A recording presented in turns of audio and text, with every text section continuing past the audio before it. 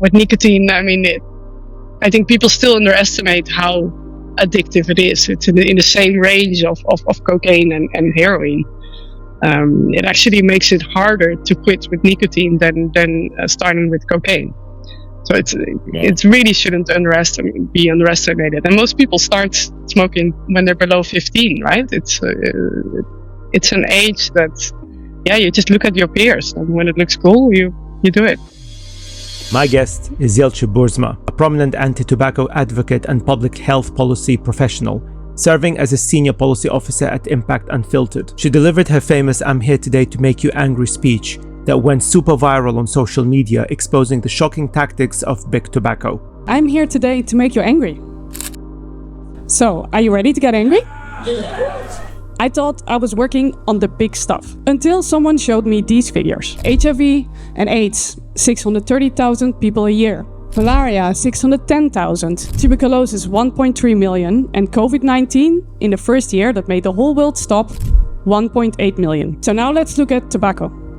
Tobacco alone, each year, kills over 8 million people. And it's an industry that moves to middle and lower income countries. Jeltsje gained widespread recognition as an alumnus fellow of the Tobacco Free Future program, hosted by the School for Moral Ambition, an organization co-founded by author and historian Rutger Bregman. When we found what asbestos did with our bodies, we didn't allow it to re-enter the market in slightly different formats or different analogs. No, we just realized that the product itself was the problem, right? Because of that, we banned it. We banned the sales of asbestos successfully. So why are we not doing that with tobacco and nicotine? You are listening to CEO. Do me a big favor and make sure that you've subscribed on YouTube to help us reach as many people as possible, keep them informed, and help them get out of the clickbait shadows and unmask the narratives. Thank you so much, and back to the episode. Your video, I'm sure vast majority of people by now have seen your video that just exploded on the web. I even had to check today. I thought, okay, let me check the reposts. So even the reposted videos have like tens of thousands of likes. And so it's like, this is basically super viral. This is something that many of us in the content world dream about. But to me, so congratulations on that. I feel there's a good reason why, of course, it went so viral. In fact, it's the reason why I discovered your work and the reason why I actually got in touch with you.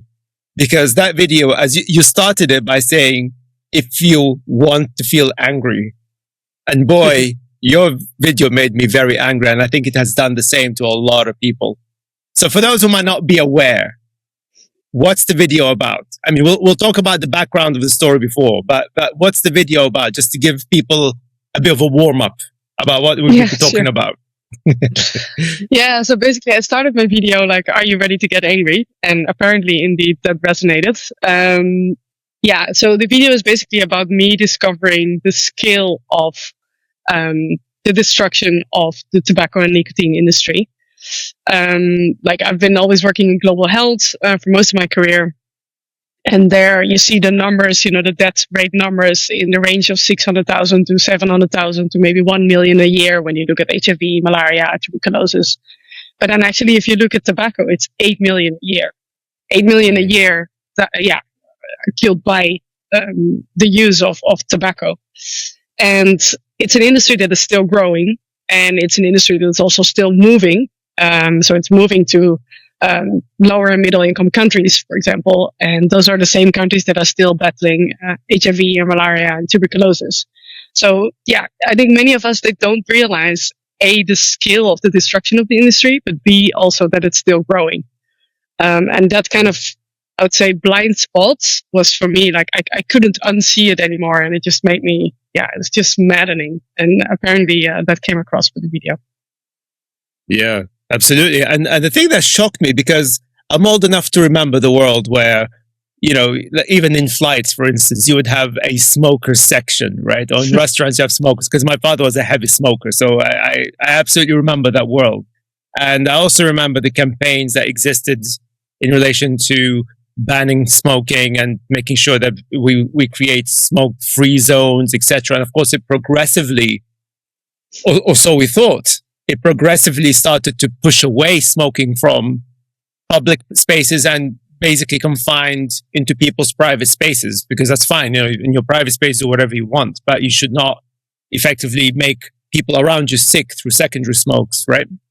And I think perhaps that made us, in the West at least, forget that the tobacco industry exists. Or some of us perhaps even thought that, the tobacco industry now has become so irrelevant. They're losing a lot of money. The industry is collapsing. And actually, speaking of the older days, I remember even in sporting events, you would have Marlboro banners everywhere, especially in Formula One.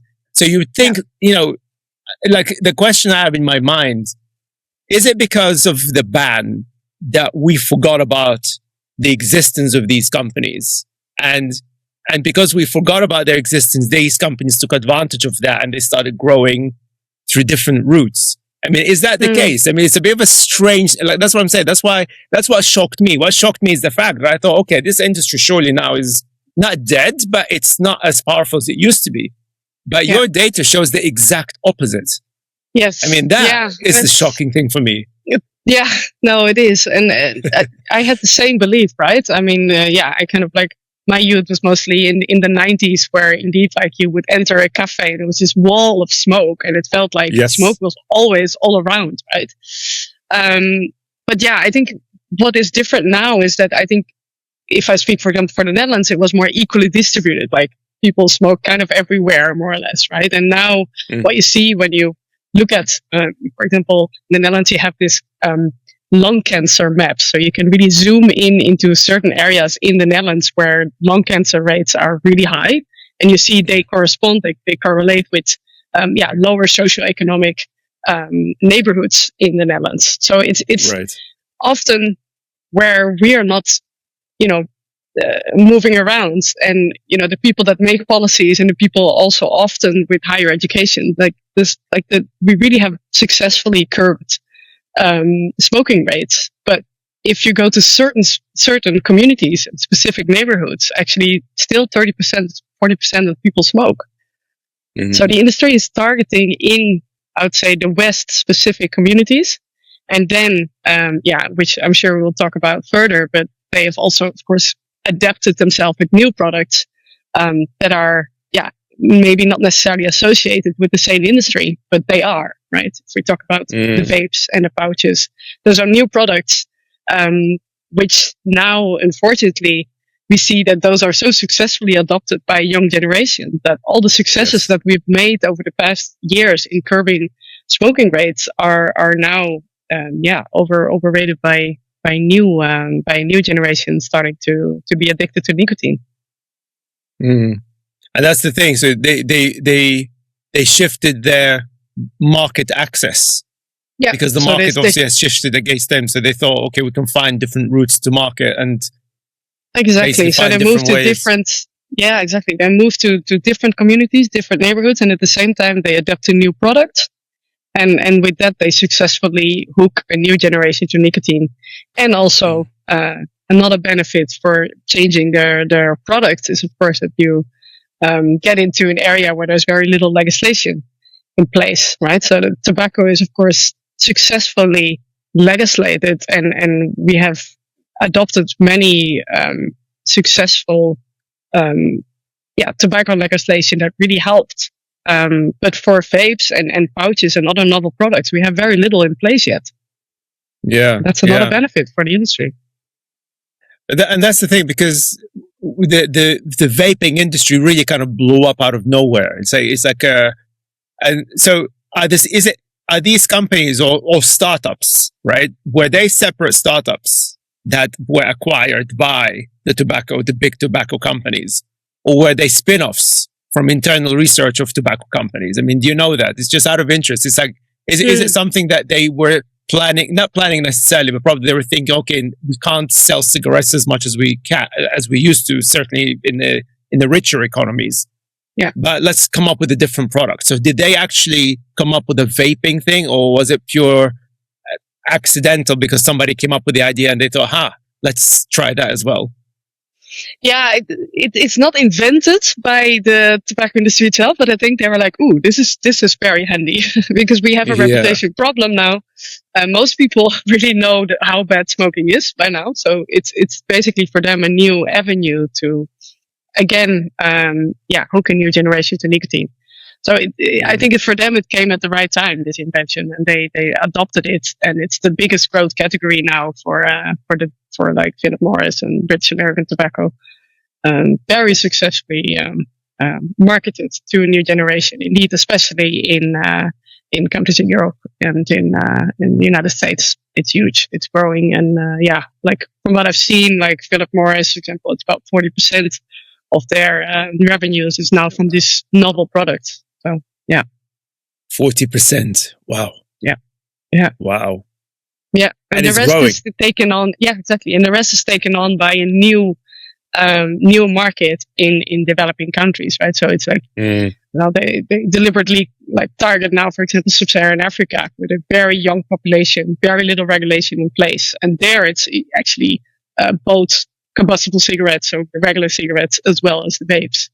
So yeah, it's two ways. It's one, adapting to a new product, and the second is finding new markets. And of course, they're taking full advantage of the fact that vapes aren't regulated at all. Like basically, all young people can get into vaping and stuff. I mean, I can't remember if the UK actually started or wants to ban vapes. I think for under 18s, but I'm not sure if they actually pushed the legislation yet. But there's definitely a movement towards that now, isn't there? Yeah, there are a couple of good examples, but fortunately very few. Like you have the Maldives, for example. They've been very successful in both curbing cigarettes, but also curbing cigarettes smoking rates, but as well as actually banning all novel products. And the UK is indeed the most recent example, very inspiring, that they've actually been able to indeed create a generation-free or like a smoke-free generation. Smoke-free, yeah. But with regards to the vapes in the UK, basically the same rules allows the government to enforce more regulation on vapes, but it's not yet banned. But it definitely increases the power of the government to be more strict on flavors, on advertising, where can you buy them, those kind of things. Yeah. Yeah, and that's the thing. The thing that really I find interesting, that they're targeting young people. Because even with the tobacco, with cigarettes and cigars, they never targeted young people. It was always an adult thing, wasn't it? But this time with vapes, I mean, in theory, legally, like I remember, like as a child, like legally. Oh yeah, obviously, I had people at school that they would smuggle cigarettes or whatever. But from the legal perspective, right, they were targeting adults only. But the thing that I find fascinating, and in fact, well, fascinating in a good way, but quite concerning, that they specifically targeting young people with vapes because of the fact that they're saying, well, it's not really nicotine, it doesn't cause lung cancer, but it's lovely flavor rich experience. And I've seen even an ad, I can't remember who did it, but years ago, there's it's sugar free, you can replace candy with vapes and things like that. And I'm like, it's like clever marketing, but dangerous for sure. It's incredible. Yeah, if you look at the types of flavors, it's so obviously targeted to.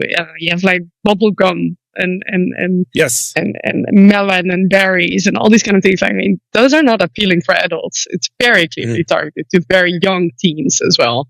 But having said that, actually, the tobacco industry was always looking at the youngest generation. I mean, it's more like, legally they needed to stay in certain frames, but I mean, how big tobacco industry was in the filming industry, of course, like all teenagers look at their, the idols, and if you just look at in the 70s and in the 80s, like how the directors wrote their scripts. I mean, it was constantly, and now lit up a cigarette, right? I mean, it was everywhere. The sponsoring was huge, both in sports and in films.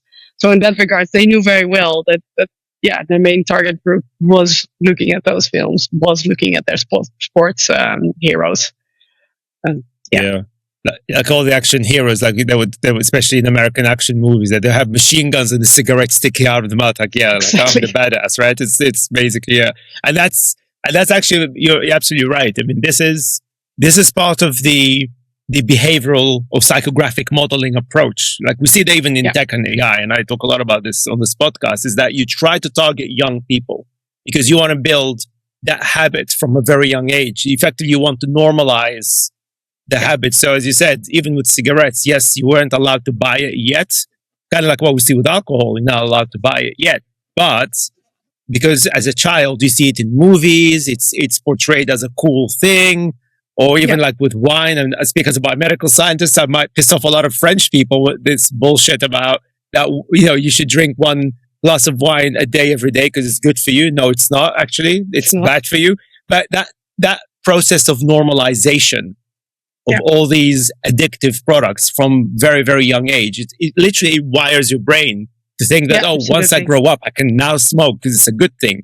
You see what I'm saying? It's like, it's always been like that. So it's always been like that.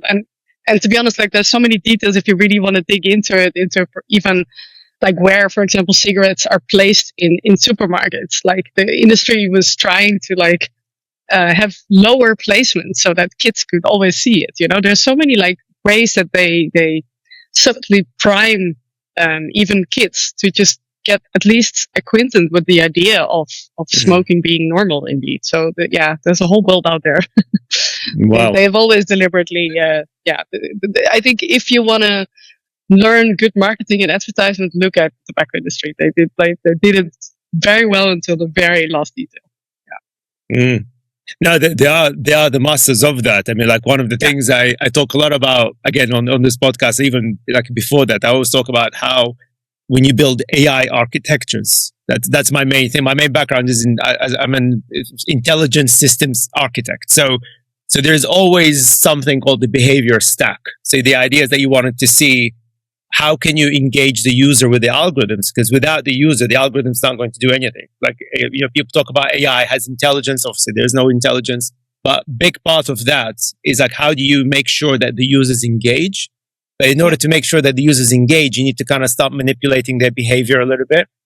And the tobacco industry, the marketing side, the psychographic modeling, they pioneered that. Absolutely. Yeah. So I read so many, I can't remember how many papers and articles that I read throughout my adult life about the marketing tactics used by the tobacco industry, which is the reason why I made the point that they always target one way or another. It's about that normalization and manipulating young people's brains.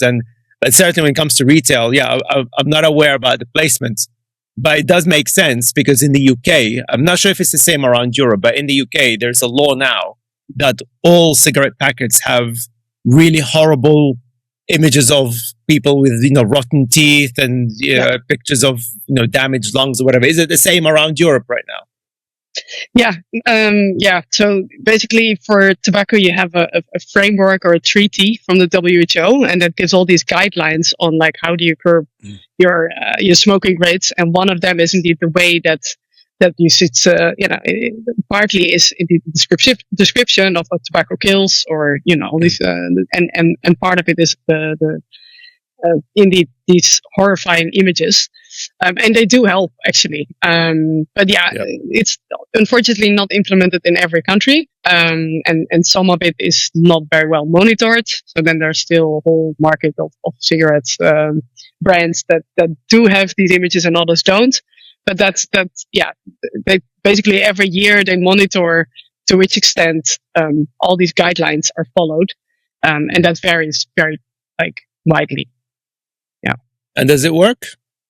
Has it had any impact? It does work. I mean, when you see what are the most impactful measures to take to reduce industry influence and to reduce smoking rates, then raising taxes is by far the most effective. Because if you, especially to, those people that are most sensitive for prices are young people, right? So it might not affect that much people that are already addicted, but it does affect the number of people who initiate smoking. So raising taxes, and it also, on top of that, of course, it's an incredibly effective health measurement, right? Because it's not only that you reduce the cost of smoking, and you reduce the numbers of people that get sick, but you actually get also revenue from the taxes. So it's on both sides. It's a very effective measure. That's by far the most effective one. But then there's a lot more to say about that. Indeed, like where can you advertise? How close to a school can you sell your cigarettes? What kind of online advertisements can you like, for example, in the past you could even buy one cigarette in many cases. Well, all those kind of things, they of course influence to which extent young people start smoking. There's a whole range of rules there. So it's a complicated process, which is the reason why it took such a long time. And it's a concern that certain countries still haven't implemented it yet. Hence the numbers that you've shared. I mean, like, so many people are still dying from smoking. Exactly. Yeah. I mean, I have to say that we have been very successful when you compare to the 70s and the 80s, right? I mean, the rates have really gone down. And indeed, like the bans to not being able to smoke in restaurants and bars and designated non-smoking areas, they have really helped. But the past few years,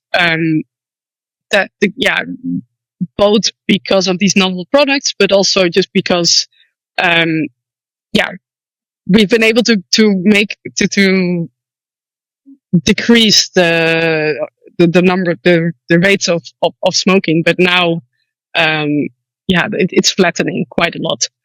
So there's really more action needed at this very point to decrease further and to ensure that these industries are not growing further. So what sort of response did you get from the video, out of interest? Because obviously, I think you got the attention now, big time. And I'm sure you probably got the attention from the tobacco industry and perhaps some of their lobbyists, perhaps some of their so-called think tanks. We have a few of them here in the UK that, masquerading themselves as non-profit, but they never tell you that they're funded by the tobacco petroleum industry and so forth. And they're paying off a lot of our politicians here in the UK for those who want to support Farage for whatever reason. But they are very, very aggressive when it comes to these sort of things. So did you get any response from them at all? Some. I have to say that I've been very pleased with an incredible number of personal messages that I got from people just saying I'm really mad, or I lost my husband, or I lost my mother due to lung cancer. Please continue your work. I mean, it's really heartwarming how many people actually reached out on a personal level. I think, so I'm working for this initiative called Impact Unfiltered. And I mean, what we see is that we're more and more on the radar. And I think that video, I'd say did not help for that. I mean, we're very happy with the attention, but I think, what you see in the tobacco industry is that they not necessarily often reach out on a title of Philip Morris, British American Tobacco, but they have an increasing number of front groups, right? So, for example, they have the Vaping Alliance, for example, but also often certain business front groups, and they are starting to follow you, and they push certain arguments that are really well known to us, but I think for the more general public is something that, we should really debunk. Because one of the main arguments that they are often using is the harm reduction argument, we call it. And that is what they say then is, we're on the good side because we're now launching those products that are less harmful than cigarettes. So if everyone is switching from cigarettes to these novel products like pouches and vapes, you will see less diseases. So, we're on the good side. Well, at the same time, of course, as we already discussed, this is a way to hook a new generation. And in my opinion, obviously the people that have caused these harms shouldn't be the one to be trusted when it comes to quitting smoking, because that's not in their interest, right? So, they might be interested in a couple of people that switch so they can say we're doing the good thing. But as long as they keep them in their same, in their own business model, it's fine. But obviously, they don't have an interest in people massively switching. It's they want to grow their market. Yeah. And there's another market that is growing, although maybe not as bad as, or not as far as the vaping industry yet. But of course, the legalization of marijuana and weed. I've seen an article today, I think it was on Gizmodo, which I was like, my God, this is, because literally I saw it today and I thought, oh my God, I have to mention this to you, because now there's this company. It never used to be a vaping company. It used to be a blockchain company. But now they decided, I don't know if you've seen this, but they've decided to create this vaping product that allows you to smoke weed. And every time you smoke weed, they pay you Bitcoin. So they reward you with Bitcoin every time you smoke weed using that particular product that is blockchain powered. And I'm sure it has some AI something somewhere, right? But that's the new thing. And I thought, holy crap, is that the new thing now? Are we going to be seeing the tobacco industry probably jumping on this, say, you know what? That's a very good idea. That's a very good idea. Yeah, exactly. Let's pay users of our technology, Bitcoin or whatever, Ethereum or whatever coin they choose. But this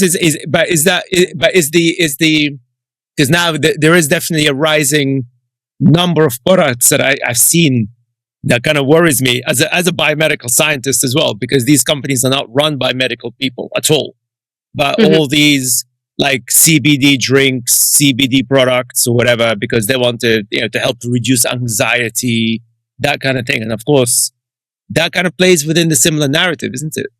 So do you know whether they're involved in that at all? I mean, I think all those products, they know very well the mechanism of, or like, the way that product can be engineered to be addictive, right? I mean, it's whether it's dopamine or nicotine. Yes. Yeah, the same system works. And the earlier you start with adopting those products in the habits, the harder it is to quit. So I think they all more or less use the same playbook and the same tactics. On the one hand, to design their products to make them as addictive as possible, and at the same time also influencing policy, right? And you know more about the side how tech does that, but from what I know is they use the same playbook. I think they all copy each other's playbooks and are unfortunately pretty successful with that. Yeah, because you mentioned in your email, last email you sent me, that they've infiltrated loads of other businesses in terms of, again, effectively, I don't know, what do you mean by that? Like, are they coaching businesses to use their techniques as well? Or, I don't know. Or do they have like a consultancy arm or something? I mean, what is known in that PR firms, for example, they are actually often, they have clients from the fossil fuels and from the ultra-processed food and from tobacco. So maybe they don't literally coach each other, but if you have the same agencies that you ask to help you with their marketing and possibly also lobbying, then I think it goes pretty fast, copying those playbooks. And I think even like Facebook's director of monetization in 2020, he even literally said, like, we took a page from Big Tobacco's playbook. They know really well that Big Tobacco was so successful, and that shows now. Yeah, I do. I think I mentioned this to you as well before. That I know somebody that told me directly that they hired Facebook, and I think X as well specifically. They hired people that I don't know if people used to or still work for the tobacco industry, but basically they hired experts from the tobacco industry that absolutely understand how to make people addicted to stuff. So a lot of the algorithms that you see, effectively, and that's been proven. That's not a conspiracy theory. Of course, the famous trial in the US that found that Facebook were intentionally built the algorithms to be as addictive, which is something that they've denied. They've been saying that, this is not something that we've planned. We don't understand how AI works, yada, yada. That's one of the things that I've been calling out this bullshit for a long time, because I'm like, actually, I built these things. You tend to know. So. Yeah, exactly. I mean, they're built for indeed like maximum engagements, and that a large number of users will use it compulsively. And I think, with nicotine, of course, there's a a physiological component with it as well as behavioral. But yeah, I mean, all of those products create some form of withdrawal symptoms. Yes. Either it be literally physiological in the sense that you really feel sick, or you feel mentally, empty or down. It's the same mechanism. And I think as long as you reduce the friction, reduce for example, like tobaccos has been, or like cigarettes have been engineered to perfection to not feel the harshness and to make smoking feel like something you can continuously doing it. And I think you see the same thing with Instagram or with all social media. It's like, I think if you just scroll down and you keep scrolling, there's no friction. You can just continue forever, right? There's no button that says like, do you want to see more? Because that would mean you have a second of like, do I actually want this? Yeah. And yeah, I see that as a very like similar, well-engineered way of getting people very addicted. And indeed, of course, starting very young makes it even harder for people to quit. And with nicotine, I mean, I think people still underestimate how addictive it is. It's in the same range of cocaine and heroin. It actually makes it harder to quit with nicotine than starting with cocaine. So it really shouldn't be underestimated. And most people start smoking when they're below 15, right? It's an age that, you just look at your peers, and when it looks cool, you do it. Yeah, well, it's going back to that coolness thing, isn't it? Especially for boys, is that you want to be seen as the badass when you're a teenager or whatever, and you're like, yeah, look at me, I'm smoking because I'm a badass. I mean, we've all seen that at school, so I think people can relate to that. But if since because you made the point that the level of addiction from nicotine is so severe, so why aren't they banning nicotine? The governments around the world. I mean, like if it's the same, if it's almost as bad as heroin, for instance, right? Why aren't they banning it then? Why can't they? I mean, because it would not kill the industry, because obviously we figured out that they are very good at maneuvering, but surely it could almost end this problem almost instantly if they say, you know what, nicotine is illegal. We're putting it as Class A drug. Why aren't they doing that? Yeah, of course, nicotine is so widely spread. I think people really fear we've never banned something as widely used.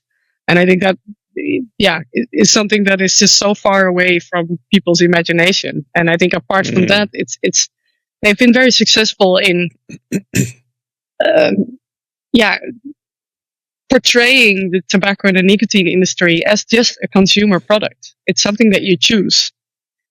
It's just as like you choosing to buy broccoli, and you can also choose to smoke, which obviously doesn't hold at all the way that it's addicted. It kills up to half of its long-term users.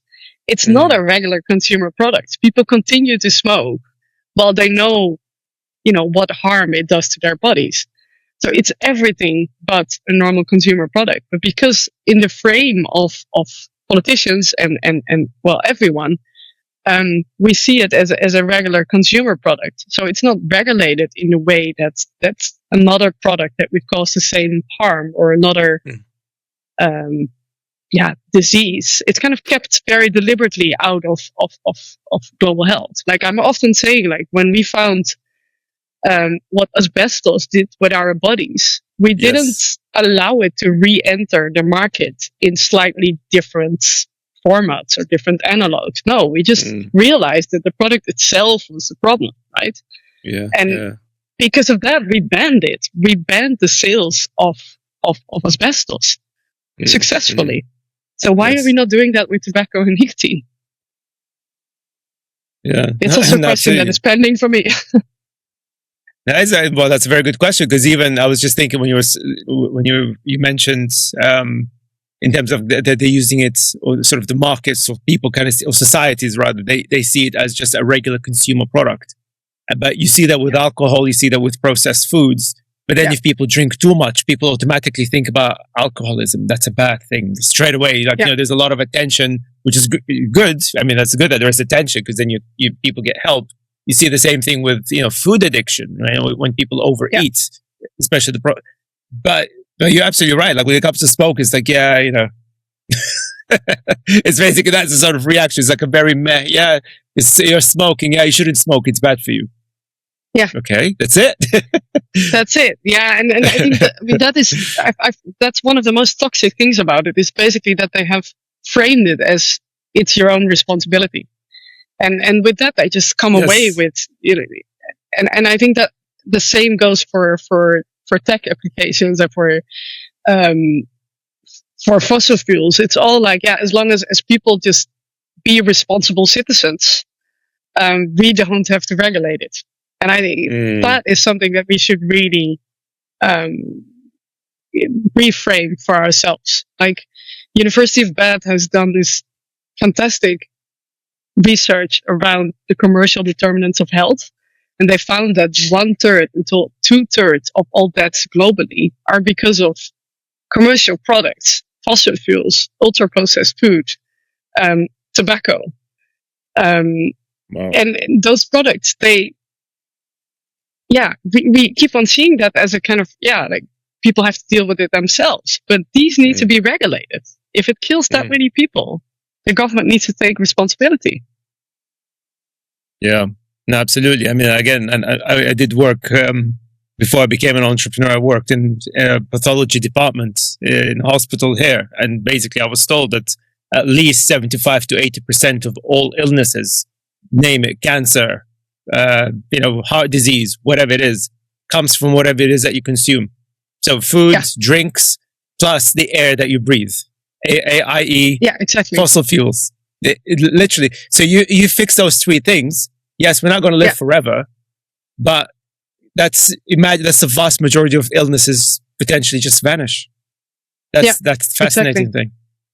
Yeah, that's a fascinating thing. And I mean, the problem is, of course, that these companies, they create this narrative of you're personally responsible, but they don't pay for any of the harms of it, right? So they just profit from the revenues. They pay very little taxes on top of it, and then the society pays.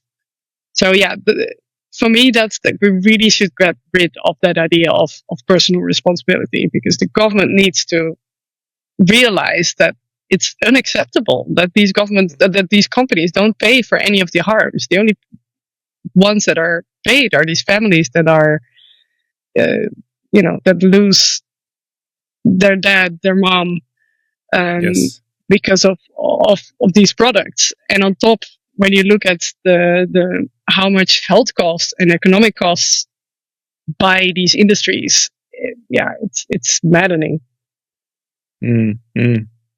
And out of interest, because part of the things that I like to do on the podcast, because we do get quite a lot of younger listeners, so young professionals, so Gen Zers, maybe younger millennials that are listening, who are progressive, they want change, they sort of aligned in a sense, not from the political perspective necessarily, but in terms of saying, okay, look, we've got all that problems, all these companies are causing damage, we need to change, we need to do something. And I get a lot of emails from people like that who are asking me, how did I plan my journey? And I always tell people that I've never planned anything. And I think every single guest I had, literally every single guest I had so far, were saying that none of the things that they've done was a plan. So there was like a trigger point in their lives that they felt, you know what, I'm going to quit whatever I'm doing. I need to do this.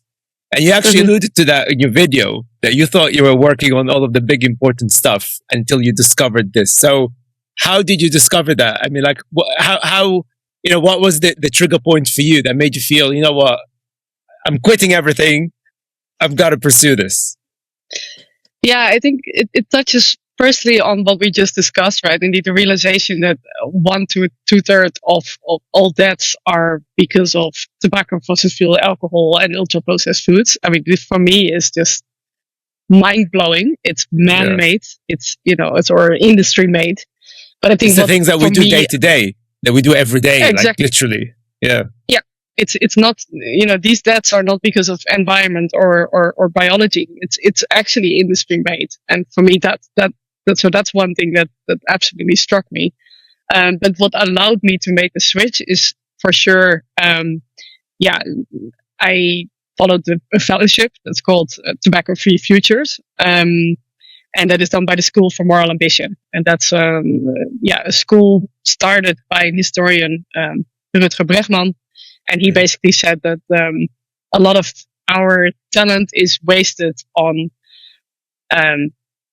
financing consultancy and tech. Well, actually, we need to use that talent for the biggest problems in the world. They basically defined big neglected problems, and currently that is tax justice, the food transition, so sustainable food transition, and tobacco. And those three areas are incredibly neglected, big problems in the world. And if you actually have more people working very focused on these problems, you can actually make an impact. And I can of course mostly speak from the tobacco side, but if I see how little people and how little funding there is for tobacco control versus, on the other hand, an industry that reaches at this point almost $1 trillion in market share, you really need to have more people on the good side. It's incredible. I mean, if you look at the size, for me, that was also one of those things that for me, I wake up with that and I'm like, it's just incredible. Like the market size actually matches Meta, Alphabet, and let me check this, and Apple combined. Wow. It's the same market size of that. So the influence that they have, not only on the fact that all these products are available and make us sick, but also the way that they are able to influence policy and influence science. It's, mind-boggling. So how do you, well, I mean, because obviously you started this, how long ago? It wasn't that long, right? Like just a couple of years, I think? No, not even. So basically last year, September, I started this fellowship, and it's basically you have 1 month of a very intense training, and you get connected to the right people. And then you're placed in an existing initiative. And in my case, that was Impact Unfiltered, which is actually an initiative started by 2 fellows of the first cohort. They are currently most focused on Brussels, but Impact Unfiltered is also focused on more in the international tobacco control sector. Yeah. So how do you then fight against this massive influential industry? Because, like I said, that's that one industry that combines, all the names that you mentioned. They are the most powerful companies in the world. So they're obviously these guys are even more powerful, potentially, or even more influential. So how? Yeah. What does winning look like for you at this stage? Because obviously that's a massive battle. I feel it. Like I know I'm in the same sort of situation. So how does that look like for you? Yeah, it's I would say it's twofold, because on the one hand, you can feel this maybe this hopeless idea of like, what player are we in comparison to like such huge funding that's available on the other side. But like I said, if so few people are working here and you are basically a newcomer, and what we're trying to do is kind of connecting the dots also outside of the traditional tobacco control or health sector. So basically we're trying to build coalitions across multiple sectors. We're also trying really that organizations work together. And the good thing is with tobacco control, like the facts are really on our side, right? So most people don't necessarily like the industry, but you do have to have the facts available. And we also use a lot of AI to kind of track what the industry is doing. For example, we monitor their meetings with your parliamentarians, for example. If I can give one example, like last year there was a public consultation in the European Union on the basis of a new tax directive that they were discussing. Very complex directive. Took me months to basically read it. But what you saw is that they had a public consultation, right? So as a citizen, you're able to send in your opinion and say I don't like it, or I like it, or can you tweak it? Basically those kind of responses. But then what we saw is that it was about 40% of those responses were anonymous and basically almost copy pasting the arguments of the industry. So they pretended to be a citizen, but in fact it was all industry made. And thanks to AI, we were basically able to send to the commission, like, hey, this does not look like those were citizens. This is industry given. So, yeah, like I said, they influence science, they influence, of course, health, but they also influence our democracy, right? They undermine democracy in a way that's health organizations. Yeah, if you can give the facts at the right time, you can actually have quite a lot of influence on policy. Yeah. Well, they're the key drivers behind deregulation. I mean, like, as a principle, not just in terms of, I mean, I don't think they would dare and talk about deregulating tobacco. I mean, they would like that probably, but certainly when it comes to general idea of deregulation, so that then they can influence other markets, as you mentioned, they invest in other things as well. So they're the biggest drivers of deregulation, and we see that even in the world of tech and AI, they absolutely a big part of that. It's the same people, basically. Yeah, it's the same people, exactly. Yeah, but So, like I said, I think what you can do as if you're on the good side is more than you think, I would say. If you're focused and you're able to bring the facts at the right time and you bring the right people together, and also make sure that it's on the agenda of policymakers, right? I think there's so much like the underestimation. I think that's also why my video became, went viral, is that because people didn't realize like how big the problem still was. Yeah. And that's, I think, and the same goes with AI. I think people still think that, it's going to be probably, there might be some issues, but we're going to be fine. But as citizens, show how worried you are, show how mad you are, show that politicians should be on this topic. They should learn from experts. They should know what the facts are. If we don't do it, who then does it? Yeah, no, absolutely. Amen to that. But the thing that fascinates me about politicians, because with AI, it's a niche. It's complicated maths, science. Not everybody's into that. I feel very lucky that I got into it. I mean, 20 plus, well, actually, almost 30 years ago now. Actually, and I never knew that it would be whatever it is today. Right? So it was just like pure luck. But it's new, and even there are politicians right now that they're struggling to understand what AI is. I mean, I have sources within the UK government that told me directly, not only that some politicians believe that AI is only 3 years old, which is of course not true. It's been around for 70 years, but more disturbingly, some of them think that it's sentient, which is like, no, no, it's not. No. But not quite a lot. I mean, in America as well. There are politicians in America that believe AI is sentient, which is dangerous because effectively they ask it questions on policy. Like they even ask. I mean, I think it was in America recently. Somebody kind of exposed one of the. I can't remember if it was a Republican or Democrat. I mean, they're pretty bad, when it comes to tech. All of them, frankly, where they literally wanted to ask ChatGPT for its opinion on policy. And they would take its advice to heart as if it's a real thing. And I'm like, this is scary, right? Yeah. However, tobacco is something that's been around for a long time. There's no science behind it. We all know it, etc. So I guess my question here, why haven't the politicians done anything about this? Because surely they know what you know, yet they've done nothing. Well, not enough, apparently.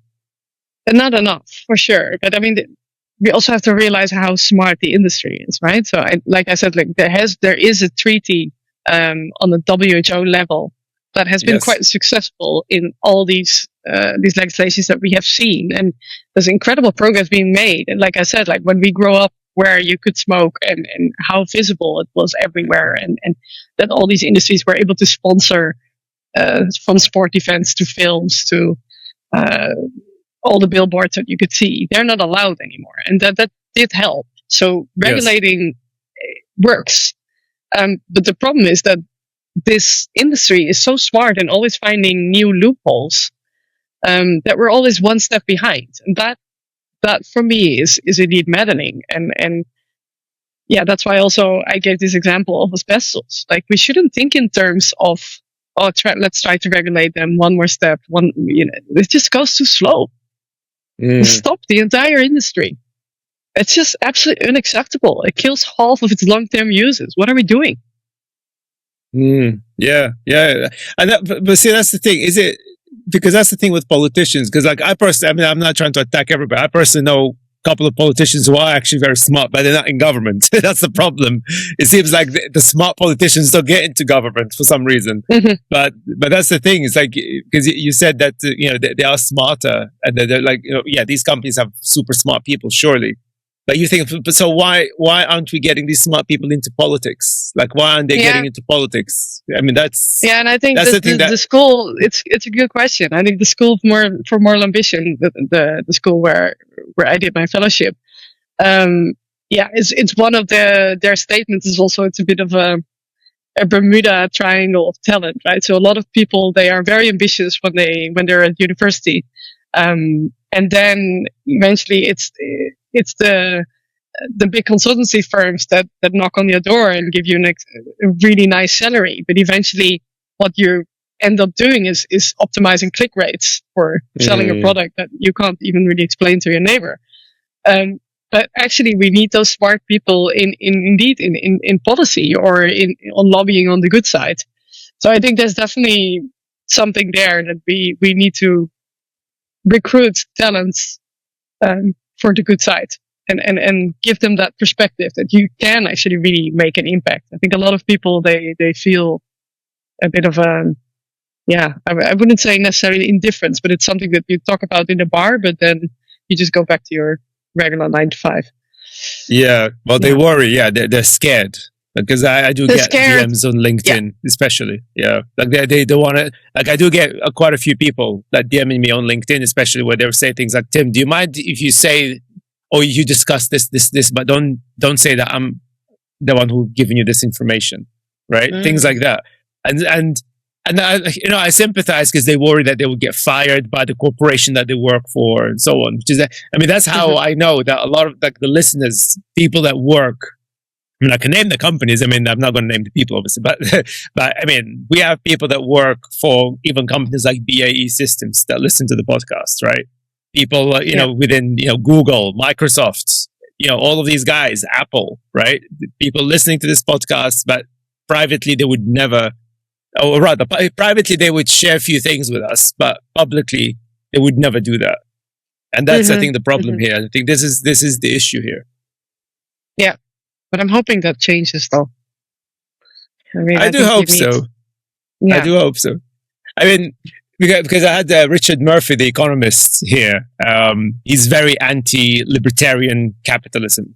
I agree with him. I'm anti that. I mean, that's basically libertarian capitalism is all about not regulating anything, right? It's very anti-regulation. And he actually put it perfectly. I've sort of he coined this term on the podcast, and I borrowed it. Thanks, Richard. I'm borrowing that. But he said that actually what we have right now, if you look at the problem with the economy, it's not just the AI bubble anymore. It's not just the property bubble anymore because of the data centers or debt bubble.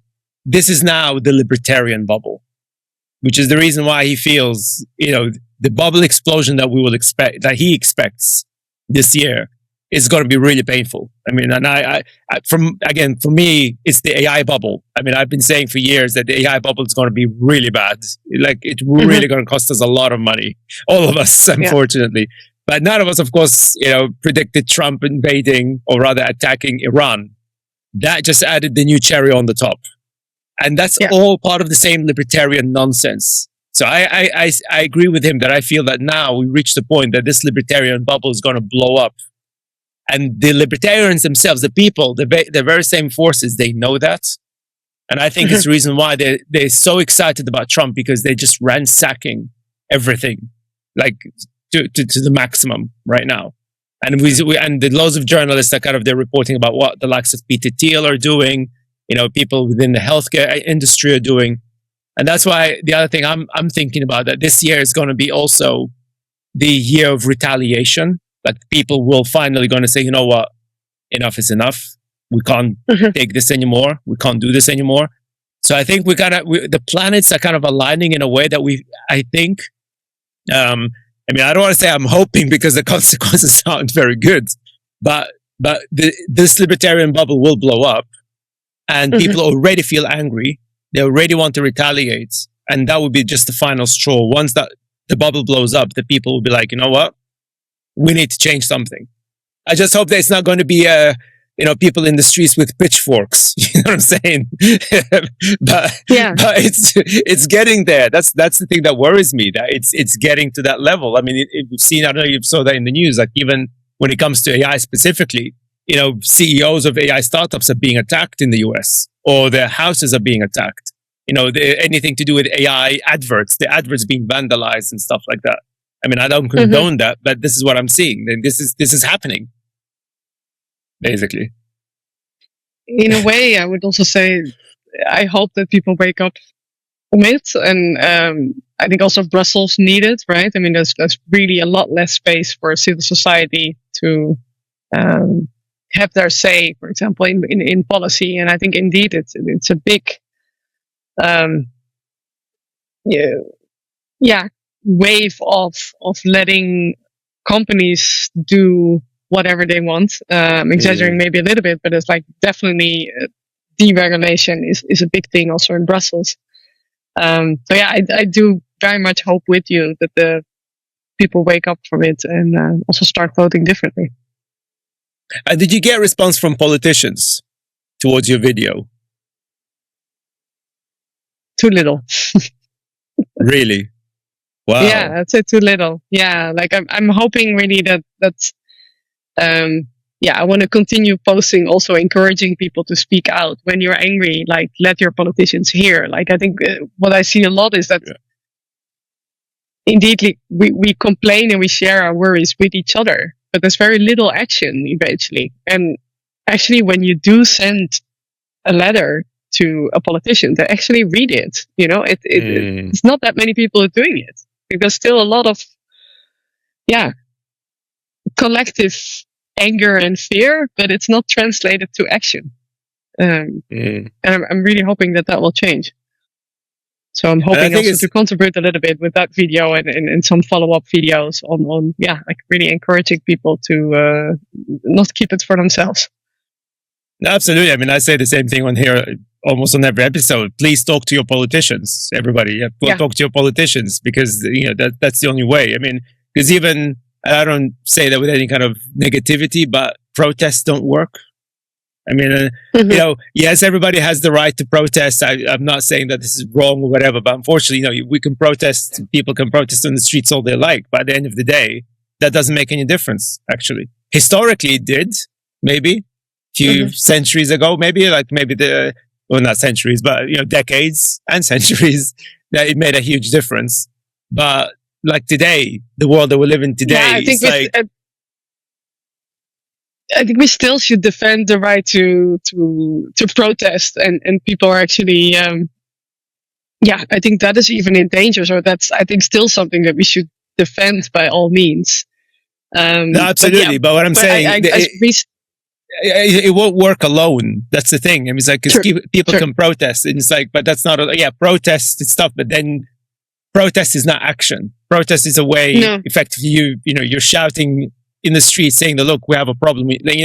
Telling everybody to coin the term from the movie, look up. Right? But then once people start looking up, then what happens? That's the question. Yeah. That's, like once you look up, they need to start taking some kind of action, like you said. Yeah. Yeah, I recently had this conversation with the executive director of Action on Smoking and Health. So that's one of the civil society organizations in the UK that pushed really hard for this generational ban. And she also said that one of the people in the House of Commons actually changed their vote on the basis of a personal story from someone saying how the industry affected her life, lost her husband, was herself affected by secondhand smoke. Those stories, they shouldn't be underestimated, personal stories of how people are affected. And that in the end can actually move politicians more than sometimes a lot of lobby efforts from civil society organizations. And indeed, maybe also protesting on the street. Yeah. But unfortunately, there are quite a lot of politicians that still financially get financial benefits from some of these lobbyists. They're pretending that it's nothing to do with politics. Like we have that, I don't know, you saw in the UK, we have Nigel Farage that was revealed that somebody gave him, some crypto billionaire in Thailand gave him £5 million. And that definitely made him sweat when people found out about that. But unfortunately, he's an influential politician, as clownish as he is, but he's very influential. I mean, he dragged us out of Europe. I mean, that's the problem. Yeah. So the issue is like that politicians like him exist everywhere. Yeah. And they're very powerful. Well, Trump himself, the president of the United States, he's effectively a tobacco stooge. He doesn't smoke, but I'm sure he's very close friends with these guys. Yeah, it's incredible. I mean, if I can maybe give one actually positive example from the tobacco control community. Sure. Like, so we have basically a treaty and an article, what's called Article 5.3, that says that you should protect health policy from industry interference. So basically, it's the recognition that when an industry's product kills people, they lose the right to shape the rules around it. And it's incredible that we have that article. So basically, it says like if you, it basically reduces your ability as a politician to have the industry at the table when you're shaping rules around health policy. Now, I have to say that, of course, in some countries it's really well monitored and they're really strict on transparency registers and on not including the tobacco industry in the list of people that they discuss the policies with. But in other countries it's much less followed. But nevertheless, it's a fantastic treaty. And I believe that this treaty, it should also be there when we talk about fossil fuels. It should be there when we talk about ultra-processed foods. The industry does not deserve a seat at the table when you talk about policies that should benefit citizens. So this is one of the successes that the tobacco control has, and I feel like it's almost so obvious it should exist everywhere. Yeah, that's the thing. It's so obvious that you think surely by now. I mean, that's sort of the premise behind my question about why the politicians haven't done anything about that already by now, because it is so. It's like stupidly obvious, right? Yeah. It's like and in that sense, it's a shame that of course we always have like usually 4-year terms. Yes. And of course, when you invest in prevention, it's not as appealing as another nice campaign where you encourage people to run more often or to eat less sugar. It's very easy to be done, but investing in something that is on the preventive side of things, you need a more long-term vision, and that's just less popular. You need a good story. I mean, I think the story is there, but apparently it's not clear enough and it's not winning enough votes. Should schools be more responsible then, do you reckon? Because that goes back to the point we made at the beginning that, these industries, they're very good at manipulating, sort of normalizing the messaging, from childhood.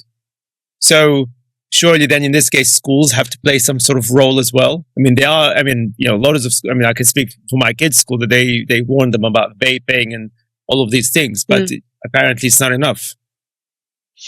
Yeah, I'm also kind of hesitant to kind of like shift responsibilities to schools, because in the end, like they have a lot of responsibilities, and education, of course, is a part of it. But then again, I feel it needs to come from policy. It needs to come from our government. And I mean, when it comes to tobacco and nicotine, these products should simply not be available. Yeah. But when and then, for example, if you look at social media platforms, influencers shouldn't be able to promote vapes. That's just plain wrong. People that are on TikTok are 10 years old. I mean, and you can just like call the number and a dealer is in front of your door in a couple of seconds. Like it's insane. And that should be regulated. And if you then say like schools, yes, please educate kids on the harms of these industry. But in the first place, I'd say these products just shouldn't be there. Shouldn't be there in the first place. Absolutely. Yeah. Yeah. Yeah, no, I agree with you. And it's got like, it's like with supplements, it's the same sort of thing, isn't it? Protein supplements and all these dodgy chemicals that apparently are supposed to make you fitter or whatever, which is like, not really. Yeah, there's so much misinformation there. And it's, It is. Yeah, right. no, it is scary. So in relation to, because of course, we spent quite a bit of time talking about the West, because obviously that's where we're based. But the tobacco industry, as you said, they are quite influential in the poorer economies. So we're talking about South America, Africa, Southeast Asia. So what are they doing about that? I mean, are they? Because I lived in the Middle East, sort of in the older days. I mean, corruption was a big problem. Arguably, it probably still is a big problem. But at least now they are trying to kind of, catch up with the West when it comes to regulating, tech, tobacco. I mean, in the Middle East, because obviously they're Muslim states, they're very successfully regulated alcohol, right? Because you're not allowed to drink alcohol under the Sharia law. Although Dubai kind of seemed to be kind of, they kind of turned a blind eye to it, so people drink like crazy in there now. But generally speaking, what are they doing about this problem? Since now they're at the center of this attention, aren't they? Yeah. So, that was one of the facts that for me was also one of the reasons to be fully focused on tobacco control or actually dismantling this industry. For me, the fact that now 80% of tobacco users are actually living in lower and middle income countries. So it has really moved to those areas. That's where the growth is happening, right? So the growth on one side is in Europe and the States, but then it's different types of products. But the growth in terms of scale is in lower and middle income countries. And for me, for them, it's a very attractive market. It's often a very young population, with very weak government enforcement. And it's such an easy target in that sense. And I think you have to realize that this industry runs basically a dual strategy, right? So you can raise prices in developed markets to kind of protect the margins. And on the other hand, you expand volume in emerging markets. Those two combined are perfect strategy for growth. And is it and so why aren't the governments responding to that? Is it corruption, basically? They're being bribed in many cases, or is there something else going on? Of course, there is a big economical interest and a lot of industry interference happening in those jurisdictions where there's less government enforcement. But at the same time, you also have to realize that those governments are busy with literally everything, right? I mean, they're still fighting HIV, they're still fighting malaria, they work on tuberculosis, they have to invest in infrastructure, in education. And then, there's also this industry. But it's just one of the many priorities that they have to, they're juggling basically the very few resources that they have. Is it corruption? I mean, I think that's maybe too easy. I mean, there are of course countries that are known for that, but it's also just a very smart industry that enters a market that has its hands full on other problems. Well, again, it's going through the back door again, isn't it? Like they've done in the West. How do you go around the problem? Of regulation, and in there is how to take advantage of the fact that they have so much to juggle that they probably wouldn't even notice. Yeah. Wow. So is that what your team does then? Like, are you trying to increase awareness in these countries as well? No, I mean we're mostly on regulation. So I mean I still believe that changing regulations on a global scale or on a European scale might take long. But eventually, when it happens, you're really affecting millions of people. And again, those treaties. You have the Framework Convention of Tobacco Control. have really had an enormous impact. Yes. So, yeah, you might fight for long, but then, as you can also see in the UK, like, I think a lot of civil society organizations, health organizations might have thought for years, like, are we not making any progress? Yeah, we might make like a percentage here, a percentage there that we're getting, but then suddenly there is this political momentum, and they actually succeeded in introducing a generational ban. And I think, but you also have to realize with these new rules, as for example, do not smoke in bars, they might initially look very extreme, right? A lot of people when that got introduced, they were like, "Oh, nanny state! Like now the state is interfering in our personal space." And a couple of years later, people like nobody wants to go back. Nobody wants to go back to having a meal next to someone smoking a couple of cigarettes. Like that's just like nobody wants to go back to that. But I think for me, that's also a really like powerful reminder of like that old rules and all new regulations that you might introduce might sound for people initially quite extreme, but it's actually very logical. A couple of years later, nobody wants to go back. Yeah. But how would they, because of course, if we're talking about global regulation, you can say that it will take a long time.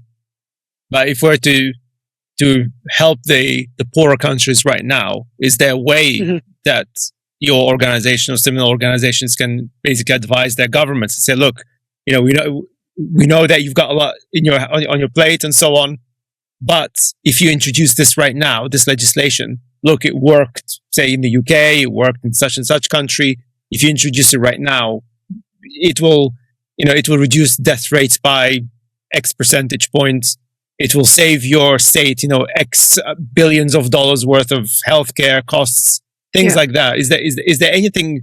Are there such activities taking place in these countries right now? Yeah, I mean, so basically every 2 years, like all countries of the world come together in a convention called the COP, so the Convention of Parties, and they discuss indeed kind of the state of tobacco control right now, and then there are these certain treaties that you're looking at, and you're looking at, for example, like, are we able to have the industry more responsible, to keep the industry more responsible for the harm that they're causing? Like, what are the instruments that we're allowing? They also look, for example, at can we do something about filters? Like, filters are the biggest litter in the world, right? So, and it contains microplastics. It's complete fraud that we have adopted to believe that it's anywhere healthier to smoke with cigarettes and without it. There's no benefit. So if you on a global scale can change regulation on what a government is allowed to do, what is a government to allow to ban, then countries wherever they're placed, whether it's in Africa or in Europe, they can say, hey, the WHO, this framework, allows us to actually ban this or to regulate it differently. So basically, you're setting an example where countries governments can make the argument of this is in line of. Yes. And that can be very powerful.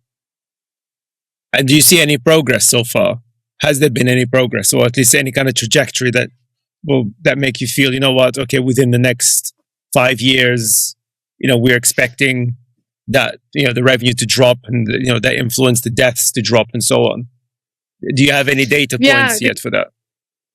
Yeah, I think there's more and more realization of the fact that nicotine itself should be banned, has the scope of attention, right? Yeah. So, I think now that we've seen that the tobacco industry is always moving, like, and are we able to bring the argument of the harm of nicotine itself, right?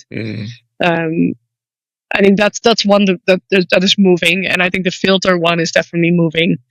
And I'm really hoping that next year on this convention of parties that will succeed. But yeah, I think the more examples you have from worldwide of successful adaptations or adoptions of regulations like the UK, that can really help in what we call accelerating the end game. So, yes. You have a end game means that you have you have a date in the future. You have very concrete policies it's not about regulation. No, it's about actually dismantling an industry that shouldn't be there. And then, again, UK is a fantastic example of that. And do you see, sort of I try to be positive towards that. I mean, do you see that's happening sooner rather than later? I think there's a certain momentum right now. Yeah, I definitely believe so. I think progress has been stalled for the past few years. And I think there's this new, energy of tobacco control activists that say, like, wait a minute, we made all this progress throughout those years in curbing tobacco. And now what we see is that there's just a new influx. Like, all the progress that we have made, we should stop this now. And I think more and more governments are also realizing, like, wait, what just happened in the past few years? Like, suddenly we see all these vapes entering schools, and again, indeed, in third world or in middle income countries where the industry is picking up. I think there's this moment of, like, wait a minute, we really need to do something. Yeah. Yeah, well, okay, because it did pop out of nowhere, didn't it? The vapes and so on. That's definitely was it a went thing. Very fast. And I think Very that's fast. also thanks to social media, right? I mean, in the Netherlands, there's some research being done on how easy it is when you just enter vapes buying, whatever, in TikTok or on Instagram. Like, you just get a list of dealers, and it's one call away. And it doesn't matter how old you are, it's incredibly easy to get access to actually also products that are already banned by the government, but you can just get them through dealers. In those kind of things, I think the government is really realizing, and I'm not only talking for the Netherlands, but many governments, that they realize, like, we really missed this. We did not see this coming. That's fascinating. And what about because interestingly, because we were talking about social media, we're talking about younger generations, because I posted a video today on LinkedIn at the time of this recording, so for the listeners. You probably saw on social media that there's these speakers that went to universities, to all the commencement speeches and stuff. And every time they mentioned AI, they get booed to the oblivion, right, by the younger generation. And today, actually, I posted one because there's one particular guy that I enjoy calling out, is Eric Schmidt, who's the ex Google CEO. Because this guy, he for years, he's the guy that likes to peddle the AI, not just AI hype, any tech hype. You would always see him out there say, "Yeah, this is the future. You must do this. You must do that. You must do that." He's always, well, most of the time, I would say he's been wrong. So he actually gave a speech recently where he was talking to young people, said, "Yeah, the future of AI. You are the future of AI," and everybody booed him. And he was so condescending. He said, "Well, if you're not interested in science, well, AI can do it anyway." That kind of thing, which was so juvenile. But so to me, it feels that the younger generation, they're seeing that and they're like, you know what, we don't want this. But equally, there's definitely the other group of young generation that are pushing for AI. Obviously, they're pushing for tobacco. They enjoy vaping and so forth. And I'm just interested if you've got any data, or if you've seen any data suggesting what's the majority of Gen Zers, Gen Alphas that are pro or anti-tobacco, or because part of the momentum will have to involve the younger generation, so they have to effectively push for change. I mean, do you see any kind of any data suggesting whether the vast majority or a big proportion, at least, of the younger generations that are pushing against tobacco and smoking in general, despite social media? I think the interesting thing is that most people, and even young people that start vaping, and I believe now that there's an uptake of like 40% of young people, I think 13, 14 years old, have already tried vaping. So it's huge. But most, even teenagers, after a couple of years or even sooner, and they realize that this is not nice. Like, a lot of people even wake up in the night having to vape.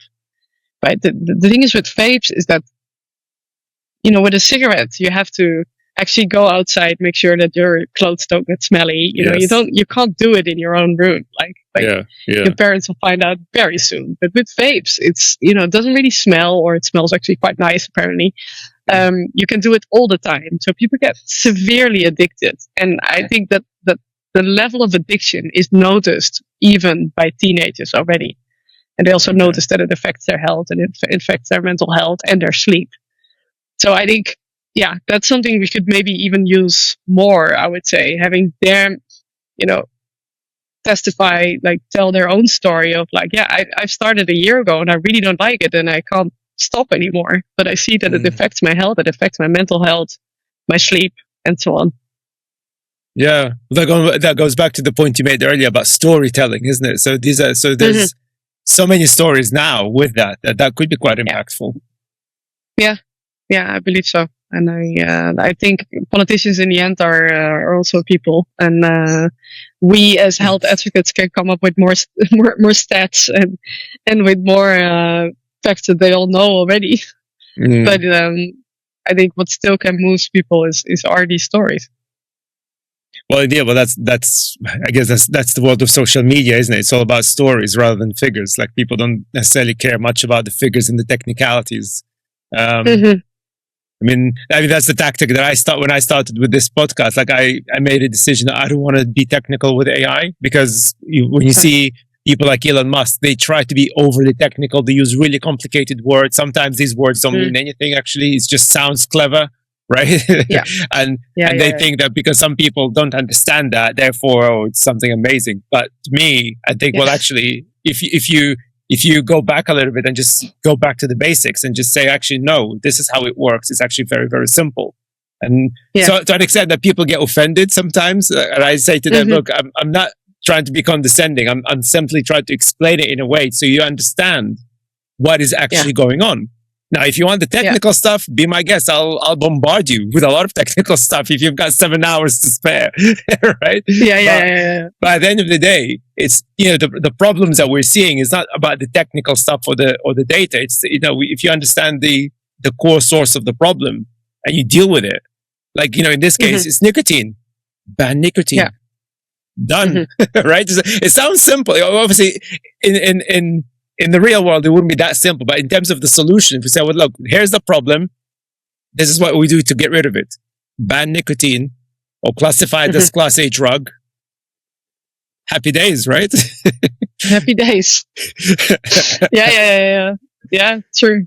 But I think the industry has always been pretty good with, you know, if you can't convince them, confuse them. I think that's, you know, like, the doubt is the best way don't necessarily lie 100%, because that will give you a problem. But in the end, what the industry, for example, always does is they continue to fund research, so they can say research is going on. So we're not 100% sure, right? So I think it's indeed they often are really good in complicating matters and in confusing people. So people have troubles making the actual argument and indeed, most of the time, it's not rocket science. It's really bad for you. It's bad for the economy. Let's stop this madness. Yeah, well, that's the point that I made in terms of with the poorer economies, that, you know, they have a lot to juggle, etc. So maybe that's the key. Is just show them, look, these are the figures. You know, or maybe not for the figures. This is what's happening. This is how young people are being impacted in, say, in the UK or the Netherlands, etc. You guys have exactly the same thing here. And this is what we did. And just do the same. Like, just do it. And of course the industry is pretty smart with, like, at least in Europe, for example, they invest in new factories in relatively underdeveloped areas economically wise. So, for example, new research and development centers or production sites are often placed in areas in Europe where very little is happening otherwise. And then again, you get local politicians eventually becoming Euro parliamentarians. And those are not the people that will vote in favor for higher taxes in tobacco. So they're in that sense pretty smart with making sure that there's always some economical interest that will secure the vote in favor of those industries. And I'm sure, like, I don't have the data available, but I'm sure they do more or less the same in lower and middle income countries, right? Just to make sure that there's always some interest in keeping the status quo, or at least try and find a way that they derail regulation, just to make sure that, regulation doesn't go too fast or against them. It's a similar tactic used by the petroleum industry, where they do a lot of research and development. And to be fair, they actually spend a lot of money on green tech. But at the same time, also they want to reduce regulation against fossil fuels. So but they're huge in research and development. Like, I'm always incredibly surprised that all these incredibly smart people, scientists, are finishing university, and then they're going to work for Philip Morris. Like, really? I'm sure it's one of the best paid jobs you can get, but still, it's incredible. No, I mean, it's one of the tactics, like, confuse people, fund research, and they're always able to make an argument that shows that they're on the good side, or at least that they're trying to be on the good side. I mean, I think for a long time, both in nicotine and tobacco, what they said is, one of their tactics was basically everybody knows, but nobody knows for certain, which means everybody knows that it's pretty bad. So you are yourself responsible, right? Everybody knows, but we're not sure, so we cannot be called in court. That's basically their dual strategy. Wow. That's just bizarre. And are they doing doing something like what the petroleum companies are doing, like something that's anti-smoking research? So with the petroleum, like I said, they do the green tech, invest in EVs, basically that kind of stuff. So are the tobacco industry or tobacco companies doing anything like that? Basically, research and development to end smoking, or research and development to, eliminate nicotine, or the need for nicotine, or something like that, or alternative, or I suppose vapes. They will tell you. They will tell you. They're actually doing anything. Like whole foundation. Yeah, I mean, their whole foundation's been set up saying that we want to have a tobacco-free future and all that stuff. I mean, they will come up with something. And I think, one of the things that they invest heavily in is all forms of corporate social responsibility, right? So there's all these actions of cleaning up beaches together with Philip Morris. I mean, you won't see that it's Philip Morris, but it's all sponsored. And I think, politicians fall for that quite often. And at the same time, it's politically advantageous to them, because they'll say, look, I'm the politician that cleaned up your neighborhood and something. The beach and so on. Yeah, exactly. And I think, we see that in all those industries that we've discussed, right? I think there's one example also of, like soft drinks manufacturers. They basically use all the local water to make soft drinks. And then there's no local water anymore. I think this is an example of Colombia. And then eventually they create a new CSR campaigns where they hand out plastic bottled water for free. Wow. Those kind of examples they work apparently. Wow. I mean, it's depressingly complicated, isn't it? It's like, when you talk about solution, you just think it's just like a convoluted web of sort of smart deception, really. If you think about it, isn't it? And it's like, oh my God, yeah. But I think we should. I mean, I think in some countries they're really good at this, but I think we should really track any, corporate social responsibility actions that have any ties with the industry. You should always flag it. Like, it should never be able to sponsor any actions that are related to education or to anything related to cleaning or kids. I mean, all the red flags should go up. Yeah. And your work, because you mentioned earlier that your work involves tracking the data that basically highlights all of these things. Is that right? Yeah, especially in the European Union, we've been able to bring impact and filter and the initiative that I work for. We've been able to kind of indeed, bring. There's a, if we would have more time, you can monitor and you can track all these tactics, and it's, you never run out of the things that you find. But it's also about bringing that at the right moment to politicians and discredit arguments that are that go against regulating the industry or go against raising taxes. That's indeed something that we do. And then I think we need to do the same in quite a few other industries as well. Absolutely. Seems. And is it accessible? Can people access it? Because I'm just trying to figure out as well, how can people help you to kind of reach more politicians and probably have even wider impact? Yeah, I think in the end, what I always find interesting is that if you look at the statistics on how popular these regulations, as for example generational bans, are, it's, I think citizens in that sense, at least I speak about the tobacco control, right, are way more progressive than politicians are. And citizens should keep it on the agenda. But I think we as civil society can do even a better job in also encouraging people and helping people to bring out those stories. Because if you ask anyone, on what age would you like your child to see starting to smoke? Never. Right. Everyone would love to see that their child is protected from this industry.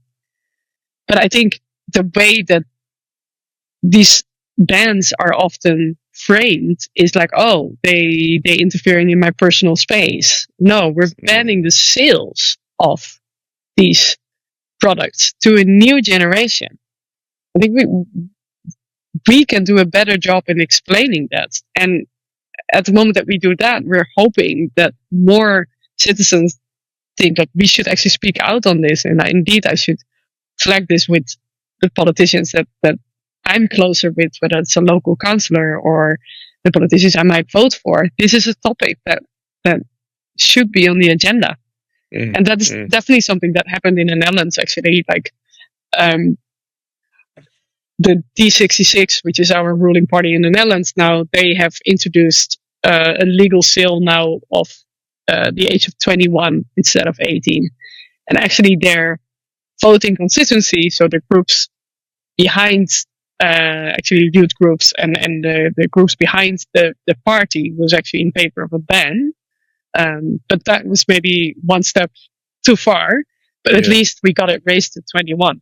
And again, you see that politicians might not be the one introducing those ideas, but as citizens, we should say like, hey, this is something I find important. Like, I want to make sure that my child grows up without the harms of these products.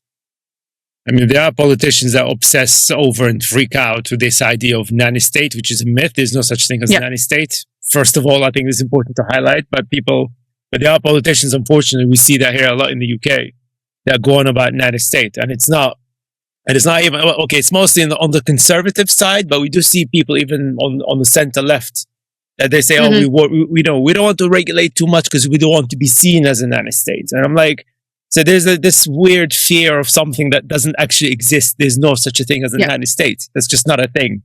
No. And I think that's the problem as well. Yeah, it is. And so during my fellowship, we received a tobacco bullshit bingo, and nanny state is one of them.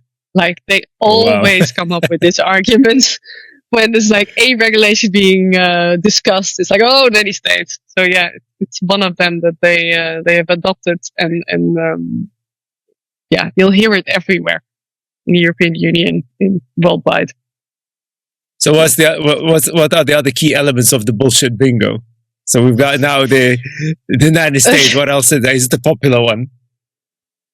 Yeah, I mean, the harm reduction is a big one, the one that we discussed further. So basically the idea is that they should be the one being on the table because they have the solution of the problem that we're discussing, which is all the illnesses caused by tobacco. But now we have this better product, so we should, be the one at the table and discuss these policies. And I think one other one is it needs a bit of explanation, but they always say look at Sweden, and Sweden is an example in the European Union.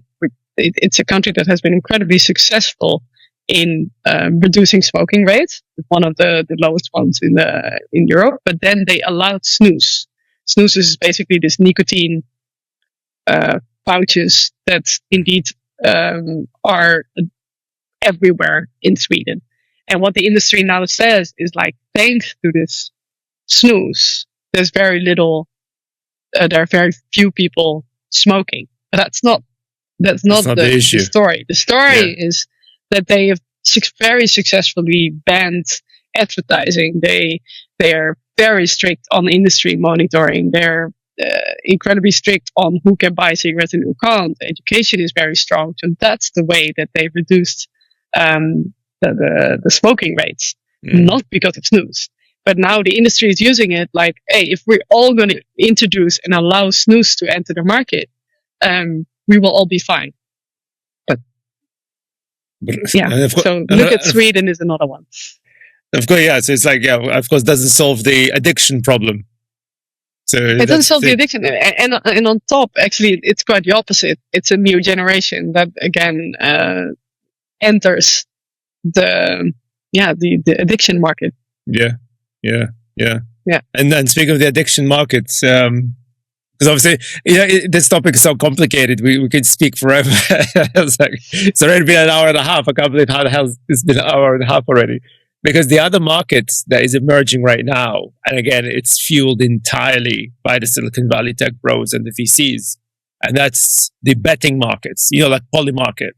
And it's this idea that they try to attract young people to, bet on anything, literally anything. It's like, oh, is it going to rain in 5 minutes? And if it rains, what would be the measurements? Is it, 5 inches or 1 inch or whatever it is, right? And it's like they literally bet on anything. So even they allow them to bet on bills. Like, what do you think your utility bill will be at the end of this month? Things like that. And research has shown that the vast majority of the time, as you would expect, people lose money because it's, they try to sell it to you that you're going to make money out of it. But the reality is that you never make. It's like a casino. You rarely it's an addiction market again. And that's another thing that is targeting younger people because, what they're doing is that they're saying, well, actually, no, that's not a betting market because by law, betting market is for over 18s only. They say, no, it's just a game. It's like, right. It's not gambling. It's not a loophole. Another loophole. And they're using that again. So that's another, it's like, it seems that, I can't remember who coined this statement that the new generation is exposed to the things that make them addicted to something. So of course we've got the tobacco industry and so forth, but then you've got social media, you've got cryptocurrency, stroke, the games, right? The betting market, because it's all crypto based, as you would expect. Of course it is. It has to be, right? The new thing, the new vaping product that encourages you to smoke weeds so that you get paid in crypto. And of course, now the rise of OnlyFans and porn online and deep fakes with AI and so on. Yeah. Unfortunately, the younger generation are absolutely exposed to things that are just beyond tobacco as well. But it's the same tactic. Probably it's the same people as well. That could be. But at least, like you said, again, it's this engineered addiction, right? And it's built for perfection. And I think each year they become better at it as well. Like with cigarettes, that meant we increased nicotine massively over the years. Each year, there's more nicotine basically. So in that sense, it already gets more addictive on the physiological side. But then, like I said, it also is made to feel very smooth. You can continue smoking without that feeling. And I think it's the same goes with all these, whether it's game/gambling or applications. They're just made to keep us hooked and remove any frictions, I think, they learn from each other in that regards. And then, apart from that, then I think much more about it. But then I think on the AI front, there indeed is so little expertise and so much influence in how they shape policies in making sure that they can continue what they do, right? So it's well, it's intentional. Product optimization and policy optimization. Which actually kind of gave me a weird idea. It's like, maybe we should even consider banning this whole idea of addiction loops.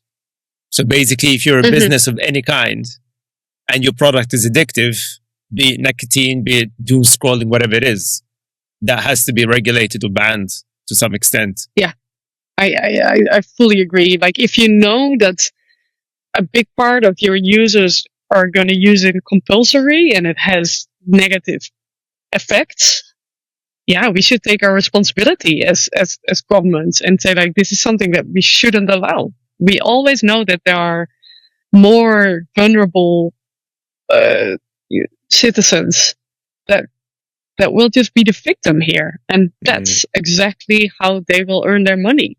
For me, that's unacceptable. Yeah. And I guess for those who might complain that this is a nanny-state thing, well, perhaps they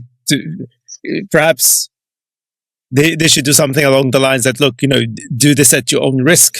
But, because if you, I suppose you can give people the choice, I suppose, like for them to do that if they want to play the games or whatever.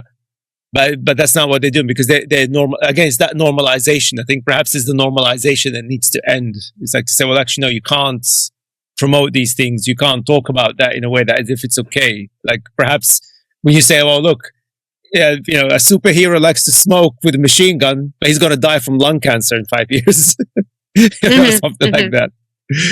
Yeah, I think there's already so much regulation in place that we're not realizing and that we're really happy with. Like, yes, we do have ultra processed foods, but you can't add cocaine to a soft drink. Very happy you can't, like, there are all these rules that already exist. And I gave the example of asbestos. Like, I'm pretty happy that there's regulation in place that actually stopped allowing us to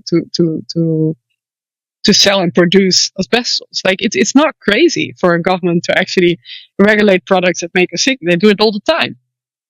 They always monitor what's in there, and for a good reason.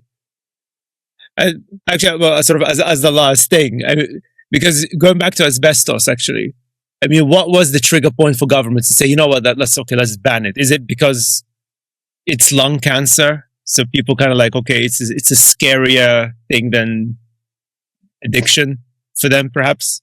I just wonder, because like I said, the reaction was swift. So why aren't they? So if they put their mind to it, they can. And I'm sure the development industry is a multi-billion-dollar industry as well. I'm sure they had their lobbyists. I'm sure they had their influence as well. But like, what was about the asbestos that made government say, you know what, that's it? It's a good question. I do still think that the tobacco industry has all these scenarios ready, right? In ways that it can get regulated in the future. And I think they all preemptively have made a playbook on what to do when. And I don't know. Bullshit their way around it, research. Yeah, exactly. And I'm not sure if the asbestos industry, I don't have enough knowledge of that, but I don't know if they have all these preemptive strategies ready when that was found out. And I also wonder how much they knew themselves on the harm of it, right? I think the tobacco industry, like, there are all these documents that are leaked, how well they knew already way before it was public, right? So both on the harm of tobacco, but also on the level of addictiveness of nicotine, it was all known. They kept it secret, and I wonder whether that was the case with asbestos. Is that they didn't know that literally it was a shock that even the companies I don't know if themselves. It was a shock, but at least I'm assuming at least that they weren't aware of the degree of harm.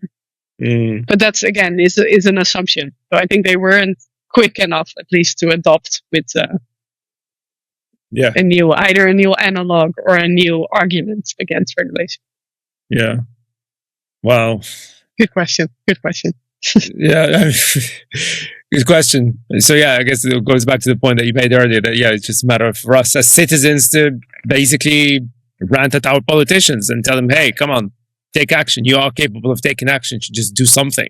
Yeah, like exactly. And we have good examples, right? I mean, the UK is a fantastic one. And there are a couple more in the globally that have banned vapes or pouches or like there are examples of. It's not crazy.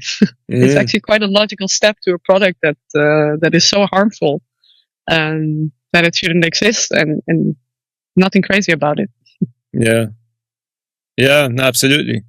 And as a fun end, I guess, like how did you plan your video that went viral? Like, did you expect it to go this viral? Obviously, you wanted it. I think Well, I think I worked quite a few years in communication, so I think what I told myself when I created kind of my presentation was kill my darlings. So I've had so much that I wanted to say, but in the end, what sticks for people are like 1, 2, maybe maximum 3 points that people can remember. Like if you say to people like it kills 8 million, it also has a marketing budget of this. It also creates addiction in children. Then it's just kind of this overkill of facts and arguments. So I'm often kind of like, tell people like kill your darlings, stay to 1 to 3 points, and make sure that really lands. And take your time, be slow.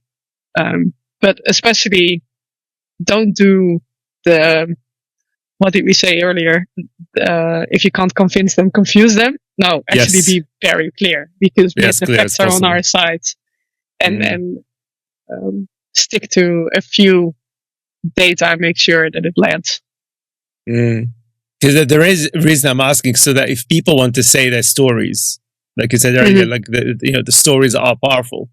I mean, is there a way for them to share it with you? I mean, do you invite people to share their stories with you so you can say, look, this is the evidence we had. This is like, we have, this number of young people that told us how vaping, destroyed their health and stuff like that. I mean, do you do anything like that, or do you encourage people to get in touch? I'm absolutely. When it comes to this topic, I'm incredibly passionate, and anything that I can do to help people to tell that story, I'm very much welcome anyone who reaches out. And I think, like I said, one part is making sure that the data lands, but on the other hand, I think we also touched on that a few times, is make sure that your story is personal. Like the story that I told in that video was my story. I got struck by not having seen these incredible figures and the destruction that this industry made. I had a complete blind spot. Well, actually, I was working in global health, right? So I think make sure that your story is your story, because that's often how it lands with people. Yes. Yeah. And I know, I suppose for the listeners, reach out, you can reach out to me or to Jeltsje. I mean, how can they get in touch with you? What would be the best way? Is it through your website, LinkedIn? Yeah, LinkedIn. I'm quite active on LinkedIn, so that definitely works. Also invite people to look at Impact Unfiltered. So that's the initiative that I'm working for right now. So you can find me on LinkedIn with Jeltsje Boersma. It's a hard one, but I'm sure you can maybe write it in your podcast so people actually know how to spell it. Well, everything will be in the description as always. But no, absolutely. If there's anything I can do or we can do here, like for us to be able to promote the work that you do, or if you want to actually write any articles on Retort Media to kind of keep reminding people, say, hey, this is what's happening. I mean, the door is always open, because I think has to be a collective effort, really, isn't it? Absolutely. Yeah. I'll keep that in mind. Thank you so much. No, thank you. And I really appreciate the work and the campaign. And thank you for the video. Like I said, because I was not aware of this either at all. So your video really, kind of punched me in the face in a good way. So I was like, it's like, be angry. Yeah, exactly. Oh, it made me very angry. I was like, okay, no, I was like, I need to speak to her. I must get in touch. So I really appreciate your time. Thank you so much for joining us and for all the work that you do. Thank you so much. Likewise, been a pleasure. I hope you enjoyed this conversation. Thank you so much for joining us. Please do me a big favor and make sure that you've subscribed on our YouTube channel and you like this video and you shared it to as many people as you possibly can to keep them informed and get them out of the clickbait shadows. But we can't do this on our own. We have to do this all together as a growing community that believes in truth. And we want to get rid of these clickbait, rage bait shenanigans that is proliferating the web and poisoning everything that is out there today. Now, if you can't afford it as well, please consider joining us as a paid member on retortmedia.com/support.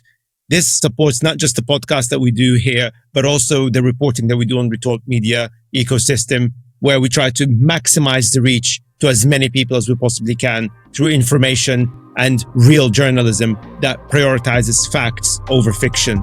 Now, with that, guys, thank you so much for all of your support. Much love, and I'll see you in the next one. Peace out.